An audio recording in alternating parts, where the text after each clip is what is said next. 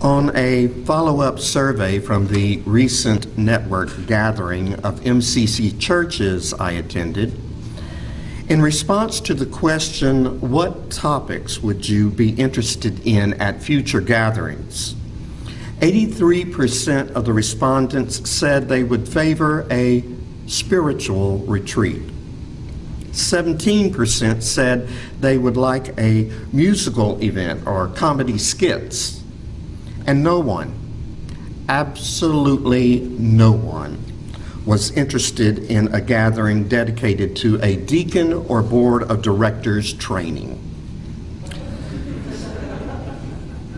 It doesn't take a professional statistician to interpret these data, which make it amply clear that all of us are exhausted and need a break. Do I hear an amen? We're physically, emotionally, and spiritually exhausted. And so is Jesus. At the point which we find him in this morning's gospel, he has cleansed lepers, exorcised demons, walked on water, fed thousands with just a few biscuits and a couple sardines, and even raised a young girl from death. He has taught the masses, debated the law with authorities, preached sermons, dealt with rejection, and most recently grieved the death of his mentor, John the Baptizer. Jesus is worn out. And recognizing the need for some spiritual renewal, he decided it might be a good idea to take some time away from the hustle and bustle of his daily routines of healing, teaching, and preaching. And probably wanting to get away from anything remotely Jewish, he and his disciples slip away into the Gentile territory of Tyre. I imagine he felt much the way I did last year when I took a month-long sabbatical after 14 years of ministry, spending part of my time at a spiritual retreat in Florida with other clergy and the rest of it at home, but none of it at our church. Sometimes you just need to slip away. And maybe it's because his spiritual fuel tank was sitting on empty that he responded the way he did to the woman. Or maybe it's so unbearable to think of Jesus as anything less than divine that I'm just making up excuses for his racial slur. Because that's what it was. Like it or not, Jesus got caught with his compassion down and basically called the woman and her sick daughter dogs. It would be like me deciding I'm in the mood for some good home cooking and sitting down at a table in an East Waco restaurant while casually throwing about the N-word. That's what Jesus did when he responded to her request on her daughter's behalf with the words, "Let the children be fed first, for it is not fair to take the children's food and throw it to the dogs." Now, had those words been spoken to me, I would have slinked out of the room, after which I would have probably burst into tears. But not her. Not this Gentile woman whom our Gospel's authors don't even feel rates a name. She had more self-assurance than I have. She wouldn't take no for an answer. I think that's because she had already heard God say yes. It reminds me of the poem by Kaylin Haught, which goes like this. I asked God if it was okay to be melodramatic, and she said yes. I asked her if it was okay to be short, and she said, sure it is. I asked her if I could wear nail polish or not wear nail polish, and she said, honey, she calls me that sometimes. She said, you can do exactly what you want to. Thanks, God, I said. And is it even okay if I don't paragraph my letters? Sweet cakes, God said.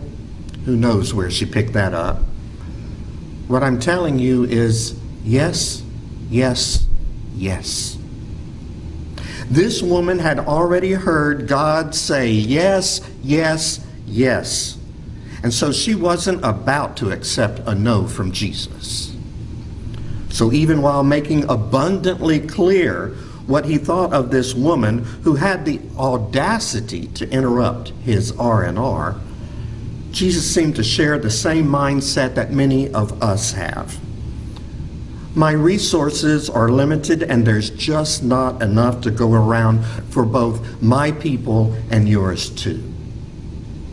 This coming from the man who had so recently fed 5,000 people with just 2 sardine-sized fish and 5 dinner rolls. Come off it, Jesus.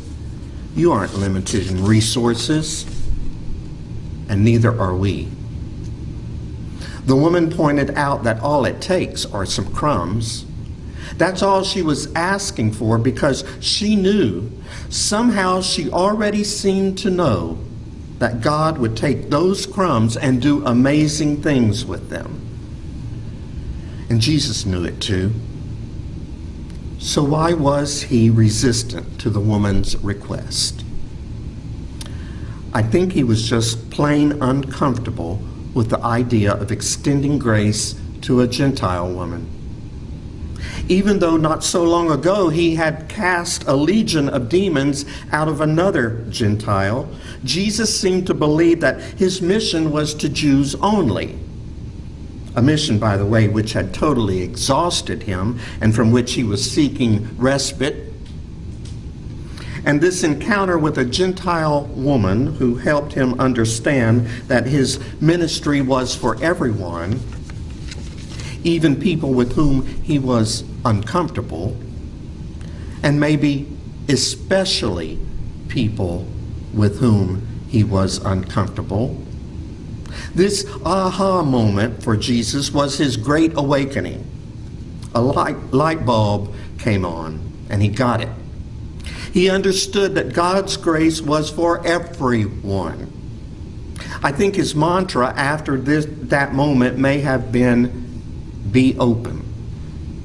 Be open to others, and be open to God. In fact, right after this particular encounter, they were the very words he used as he continued his healing ministry in Gentile territory with a man who was deaf. I imagine they were words which probably stuck with him for the rest of his life. Be open. Hospitality for most of us means being patient and polite while we wait for newcomers to become more like us. But can we understand hospitality as a willingness to be open to the distinct gifts and perspectives of someone who is different? Can we even imagine that hospitality is an openness to receiving people who are different from us as gifts of God, given to change and stretch us? Is it too much to imagine that we will be renewed in mission and energy and spirit when, and maybe only when, we are able to be open to those people who are different than us and who make us a tad uncomfortable? I wholeheartedly agree with David Lose, who says, congregational renewal will not come from figuring out what hymns we want to sing, what programs we most want, or what pastor we really deserve. Rather, congregational renewal comes when we look around us to our households, schools, communities, and world to discern who needs us, what they need from us, and how we might leverage our resources to be their advocates before God and the world. So who makes you uncomfortable? Who are the dogs in your life? The ones whom you would like to just pat on the head and send on their way? the ones who only get the leftover crumbs. Who are they? Are they the non-English speaking immigrants? Are they the unemployed or the homeless? Are they the people whose skin color is different than your own? Are they the people who suffer from mental illness? Or maybe the people who suffer in prison? What ministry program would you resist because those people make you uncomfortable? Ironically, Jesus seemed to catch a second breath.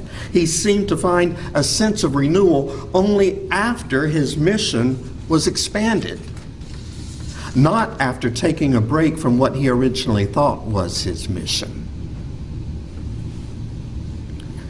Last week, I challenged us to imagine what it would look like for us to really be church. I also asked you to be open to the Spirit's moving in and through us. There they are again. There are those words, be open. If today's text has a lesson for us, it is that renewal will only happen as we are willing to become open to the possibility of moving outside our comfort zone. The first step is identifying the boundaries of our comfort zone, recognizing who makes us uncomfortable. The next step is praying for a sense of compassion for them, even though compassion might be the last thing we want to experience for the people who make us uncomfortable. And the final step is identifying the resources we possess, even if they seem to be nothing more than crumbs, which can be used to serve those people outside our comfort zone. It's a tall order, but so is following Jesus. May we choose in both our individual lives and church life to follow Jesus by being open to stepping outside our comfort zones and serving anyone and everyone who is in need. Amen.